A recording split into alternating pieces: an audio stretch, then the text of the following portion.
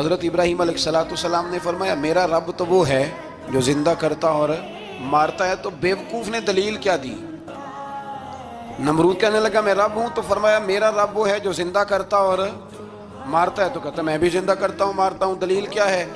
ایک سزائے موت کا قیدی منگایا اور حضرت ابراہیم علیہ السلام کے سامنے کہنے لگا بھی تمہاری سزا کیا تھی؟ وہ کہنے لگا کل پرسوں پھانسی ہونے والی تھی. کہنے لگا جاؤ تم آزاد ہو. کہنے لگا دیکھ لو میں نے زندگی دے دی نا، حالانکہ یہ پرسوں مر جاتا. اور ایک بے گناہ کو پکڑا، تلوار ماری اور قتل کر دیا. کہنے لگا دیکھو میں بھی تو زندگی اور موت دیتا ہوں. اب حضرت ابراہیم اس کی اس دلیل پر اعتراض کر سکتے تھے.